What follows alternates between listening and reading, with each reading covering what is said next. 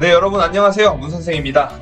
오늘 준비한 뉴스는 서울보다 청약 커트라인이 높은 이곳 고가점자들이 대거 몰렸다. 저는 제2의 광교가 될 수도 있는 지역이라고 생각하는 그곳입니다. 네, 여기가 이제 이기 신도시라고 하죠. 이기 신도시라고 하는 검단 그리고 제일 풍경채인데 이게 어디 있는 거냐면은 파주 운정에 있는 그 지역들을 이야기하고 있는 겁니다. 그러면 이제 기사를 좀 볼 텐데요. 먼저 보시면은 경기 파주 운정과 인천 검단 등 이기 신도시에서 최근 분양한 아파트 단지들이 60점대 후반대 가점 합격선을 기록했다라고 합니다. 근데 이게 지난번에 그 방송도 제가 한번 했었던 건데요. 이게 서울과 비교했을 때 작년 서울 아파트 청약 당첨 가점 평균이 62.6점이었고 지난 1월에 서울 강북구 미아동에서 분양한 북서울자이 폴라리스도 327가구였는데 전용 84 타입, 그러니까 32평 아파트라고 불리우는 그 지역이 모두 50점대 커트라인을 보여줬다는 거죠. 근데 반면에 이렇게 보시면 아시겠지만 파주운정, 제일풍경채 84A 타입이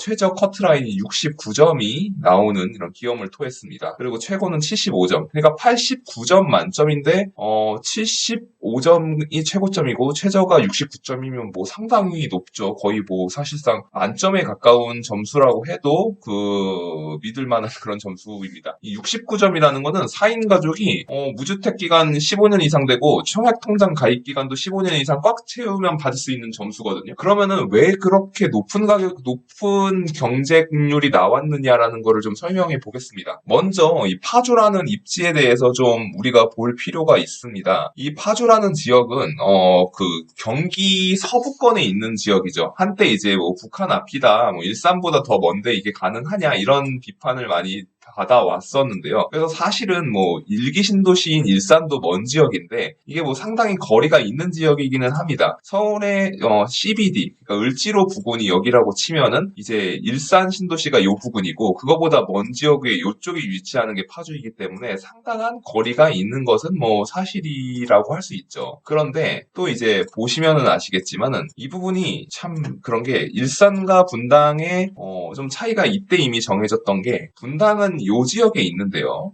좀 안 보이니까 요렇게 요 지역에 위치해 있었는데 이 경부 라인을 따라서 곧바로 빠지면 바로 강북으로 진입할 수 있거든요. 을지로 부근으로. 여기를 빨간 버스로 다니고 분당선 노란선이 이렇게 그냥 강남과 이어지면서 분당이 서울과의 근접성에서 훨씬 더 가까웠던 모습을 보여줬었습니다. 그리고 이제 분당이 더 잘 됐던 이유는 요즘 수원 아래쪽에 삼성전자를 끼고 있는 요 경부 라인이 잘 됐고 그리고 판교라는 새로운 업무지구가 생겨났고 뭐 네이버 그린팩토리도 이렇게 들어옴에 따라서 그런 잘 됐던 현상들이 나타났던 것이겠죠. 근데 이제 파주 지금 제가 뭐 이게 광교급으로 될 수 있다라고 한 곳인데 여러분들도 뭐 광교 호수공원을 방문해 보신 분들은 아시겠지만 뭐 깜짝깜짝 놀라고 오세요. 너무 이렇게 좋을 수가 있냐. 그래서 광교 중앙역 부근에 이렇게 위치한 게 광교 신도시입니다. 그런데 이 광교 신도시의 명물이 호수공원 말고도 또 뭐가 있냐면 신분당선이 있습니다. 이 신분당선이 얼마나 명물이냐면은 이 수원이라는 지역에서 30분 만에 직행으로 강남역까지 연결이 되는 이제 이 노선이 생겨났거든요. 또 이 노선이 판교역과도 연결이 되어 있고 이렇기 때문에 강남, 우리나라에서 일자리가 가장 많은 강남이라는 지역과 밀접하게 연관이 됐고 또 이제 이 수원과 그 동탄 부근에 있는 평택 부근에 있는 가장 좋은 회사가 어디죠? 전 세계적으로 가장 좋은 회사인 삼성전자가 위치해 있는 곳입니다. 삼성전자 반도체 만드는 곳 그리고 그 연결된 그 협력 업체들까지 감안하면 엄청난 일자리가 있고 부가가치를 창출해내고 있는데 대한민국에서 가장 명품 지역인 강남, 일자리가 가장 많은 강남과 양질의 일자리를 가장 많이 보유한 수원, 용인, 이 기흥 일대의 중간 지점에 위치하면서 가장 큰 포인트는 택지 개발을 했다는 거죠. 광교에 가시면 아시겠지만 모두 평지로 만들어져 있고 정말 깨끗하게 도시가 조성되어 있고 호수공원까지 위치해 있기 때문에 실패할래야 실패할 수 없는 그런 신도시가 되었습니다. 이게 이제 당시 과거에 분당 옆에 용인도 가격이 상당히 올랐었지만 수지 지역이라고 하죠. 그 수지가 한때 이제 가격이 조금 빠졌었던 적이 있는데 그때 빠졌던 문제는 이제 지하철이 없었었고 그 당시에는 지금은 신분당선이 수지를 통과하기 때문에 보완이 되었지만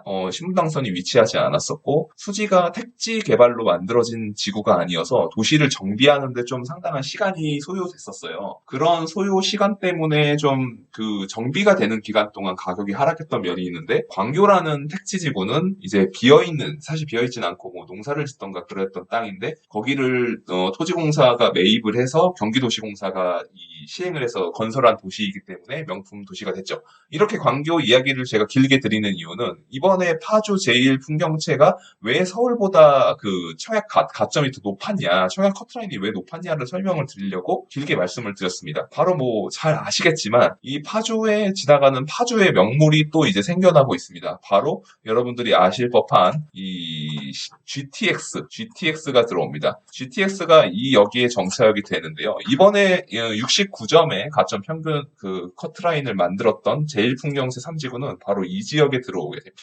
이 지역에 위치하는데 제가 지우고 다시 보여드리겠습니다. 그러니까 지금 지하철 GTX가 생기는 곳은 요곳인데 제1풍경채는 이 지역쯤에 들어오게 됩니다. 그러면 우리는 무슨 생각을 해봐야 되냐면 이 동네의 신축 아파트는 얼마쯤 하고 있나를 좀 봐야 되는데요. 여기에 이제 프로지오 아파트를 한번 살펴보겠습니다. 운정신도시 센트럴 프로지오를 보고 있는데 지금 시세 실거래가로 보겠습니다. 호가 말고 실거래가로 보기로 하고요. 이렇게 보시면 지금 113 A타입입니다.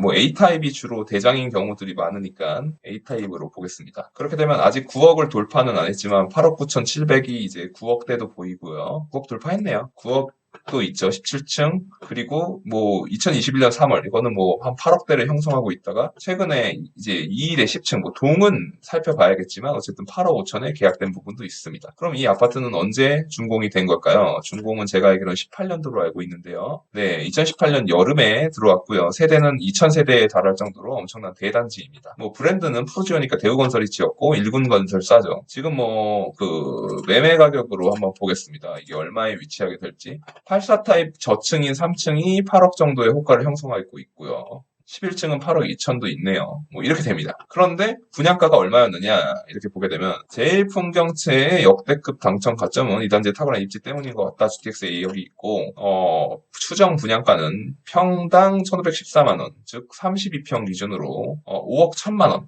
5억 1천만 원이니까 참 이 실거래가가 8억 5천에서 9억 사이니까 이미 그냥 당첨이 되기만 하면 3억이라는 안전 마진이 확보된 상태에서 이 집을 받을 수 있는 거죠. 그런데 또 GTX가 들어온단 말이죠. 광교중앙역하고 강남역하고의 지하철 시간, 그 시간이 한 30분 정도가 걸리는 걸로 알고 있어요. 30분이 조금 안 걸리거나 그럴 텐데요. 이 GTX가 들어오게 되면은 동탄에서 삼성역까지는 19분이고 일산부터 삼성역까지는 17분인데 아마 제가 알기로 이 일산이라는 건 대곡역을 말하는 것 같고요. 25분 안에 아마 운정역에서 삼성역 코엑스 있는 데까지 빨리 올 수 있다. 근데 이게요. GTX 타 노선과는 다르게 왜 좋다는 이야기를 듣고 있냐면은 이게 이미 착공을 했고요. 땅을 파고 있는 와중에 이게 2024년, 그러니까 2년 후죠. 2년 후 여름에 개통을 목표로 하고 있는데, 뭐, 통상 조금씩 지연되기는 합니다. 그래도 뭐, 2023년 1월이면은 이게 개통이 될 텐데, 아까 보시겠지만 제1풍경채가 이번에 분양을 했잖아요. 그러면은 그 제1풍경채 입주 시기는 약 2년 반 정도 흘러가지고 2년 한 5개월 안에 입주를 할 겁니다. 그러면 2022년 4월이니까 현재가 2024년 그 겨울쯤이면은 입주가 가능할 텐데 이분들이 입주하는 시점에는 이미 GTX-A 운정역이 개통되는 시점이라고 볼 수 있거든요. 그러면 이분들이 들어오게 되면은 이분들이 입주할 시점에 그 파주가 어떤 도시가 되느냐 이게 참 대단한 게 이 지역이라는 게 제가 광교랑 좀 비교를 해보면은 딱 봐도 지도를 딱 봐도 잠깐만요 이게 물건들을 좀 안 보는 쪽으로 해볼게요. 네, 쫙 꺼봤습니다. 그러면 이게 어떤 느낌이 드시나요? 딱 봐도 도시가 정비가 탁 돼 있고 카페거리는 카페거리, 여기는 호수공원, 그리고 롯데마트, 뭐 여기도 롯데마트, 그리고 경기대 앞에 뭐 테크노밸리가 조성되어 있고 이렇게 해서 딱 녹지와 단지가 정확하게 구분돼 가지고 도시가 잘 형성되어 있는 모습을 보실 수 있습니다. 파주를 볼게요, 한번. 파주를 보시면은 여기도 마찬가지로 벌써 택지지구가 조성이 됐기 때문에 깨끗하게 이렇게 해서 주거단지를 배치를 하고 여기는 이제 U자형으로 돌려주면서 호수공원이 위치해 있고요. 그리고 이제 이게 파주 아주 초기에 분양했던 지역들이 이 지역이 될 것 같아요. 그렇게 되면서 GTX 여기 있는 일대는 계속해서 아파트들이 들어오고 있는 거를 볼 수 있죠. 이렇게. 그럼 이 역 주변으로 도시계획이 더 활성화될 텐데 이 파주라는 신도시는 아까 광교 신도시 보셨던 것처럼 이제 강남을 20분대에 갈 수 있지만 그럼에도 불구하고 서울하고는 거리가 있기 때문에 더 넓은 평지를 확보할 수 있고 서울에는 부족한 평지를 확보해 두고는 그리고 중산층들 그리고 젊은 신혼부부들이 입주하기 좋은 신도시이기 때문에 이분들이 와가지고 균일한 학군을 만들어내고 균일한 어떤 생활 문화를 만들어내는 그런 도시로 발돋움할 수 있다는 것이죠. 그리고 물론 광교하고 명확한 차이점은 있습니다. 사실 광교는 우리나라의 경제 발전축인 경부선 중심으로 만들어진 도시이고 그리고 아까도 말씀드렸다시피 삼성전자가 아래에 위치해 있고 위로는 강남이 위치해 있기 때문에 양쪽에서의 수요를 땡겨오는 그런 아주 좋은 입지를 갖고 있습니다. 또 광교와 판교가 뭐 비슷한 이름만큼이나 그렇게 가깝고 광교에는 경기도청도 위치해 있고 그리고 뭐 수원에 아주대학교 그리고 아주대학교 병원도 있고 뭐 근처에 경기대학교도 위치해 있고 이 양질의 일자리들과 어떤 의료시설 인프라들이 매우 잘 갖춰진 도시입니다. 근데 이제 파주는 약간 아쉬운 점이 광교에 비하면 강남 가는 20분 안에 연결될지라도 이 뒤쪽으로는 뭐가 없죠. 사실 뒤쪽으로는 이 남한 대한민국 땅의 북단에 위치해 있기 때문에 그 위로는 뭐가 아직은 없는 모습이긴 해요. 그러나 서울을 사시는 시민분들께서는 다 아시겠지만 이 서울에 정말 그 평지가 부족하거든요. 평지가 굉장히 부족하고 그에 따라서 이렇게 탁 트인 정돈된 도시를 만들기가 굉장히 어려웠다. 사실 최근에 뭐 용산이 굉장히 주목받는 이유도 엄청난 평지라는 지역이라는 그 장점이 있고요. 뉴타운 사업을 하거나 뭐 강남 개발 지역들이 인기가 있는 이유도 다 도시 계획 정비를 이제 도로를 어느 정도 평탄화하고 그리고 택지지구로 여기는 주택을 짓고 뭐 여기는 근린 상업시설이 들어가 있고 여기는 학교 여기는 도로 이런 식으로 분산을 했기 때문에 굉장히 유망한 거거든요. 근데 파주도 이런 택지로 개발한 것이기 때문에 과거에는 파주는 일산도 먼데 파주는 되게 더 멀다 이런 단점들을 갖고 있었던 도시였던 건 사실입니다. 그러나 이제 GTX-A라는 노선이 들어오게 되면은 정말 빠르게 서울 지역에서 이렇게 접근을 할 수 있고 그리고 상대적으로 저렴한 가격에 서울에 비해서 서울의 핵심 요지와 연결되는 신도시이기 때문에 정말 그 인기를 더해서 지금 현재는 뭐 8억의 가격을 형성하고 있지만 GTX-A가 개통되고 나서 이 지역의 직장인들이 출퇴근하며 파주 신도시에서는 자녀들을 키우고 이런 모습들을 보면은 제 생각에는 정말 더 한 축 치고 나갈 수 있는 그런 도시가 될 것이라고 생각을 합니다. 물론 혹자는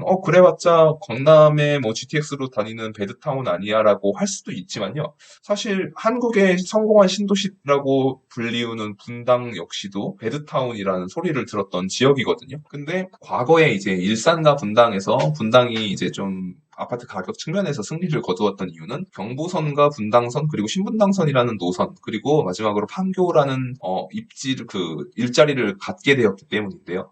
2000년대까지만 해도 일산과 분당이 비슷했죠. 그때는 신분당선도 없었고 판교 테크노밸리도 없었으니까요. 그렇게 생각해 본다면 지금 현재 파주의 양질의 일자리와 연결되는 GTX-A 노선이 들어오게 되면은 반드시 이 노선을 따라서 사람들이 서울의 주요 지역들을 출퇴근하면서 사용할 수 있고 비단 삼성역뿐 아니라 그 전에 서울역까지도 연결되기 때문에 그러면 또 시청 을지로 일대의 광화문 일대 그쪽과 그 업무 공간과 또 빠르게 연결될 수 있기 때문에 이제 충분히 메리트 있는 가격대를 형성하면서 더 좋은 지역으로 치고 올라갈 수 있다. 저는 이제 뭐 그렇게 생각하고 있습니다. 그래서 파주 역시 정말 광교 신도시의 그러한 명품 신도시로 발돋움할 신화처럼 좋은 지역이 될 것이라고 생각을 하고요. 개인적으로 뭐 이 제1풍경채에서 분양 받으신 분들 정말 잘 받으신 것 같고 파주 이 신도시에 사시는 분들도 저도 파주를 뭐 여러 차례 가봤지만 정말 깨끗하고 좋기 때문에 이 GTX가 들어오고 나면 더 한층 더 달라진 도시를 보실 수 있을 거다 이렇게 뭐 감히 예상과 전망을 해봅니다. 네, 오늘은 이렇게 파주 신도시에 대해서 얘기를 해보았고요. 왜 서울보다 청약 커트라인이 더 높았나 뭐 이런 거를 중심으로 얘기해보았습니다. 오늘도 시청해주셔서 감사하고요. 네, 좋아요와 구독 좀 제발 부탁드리겠습니다. 감사합니다.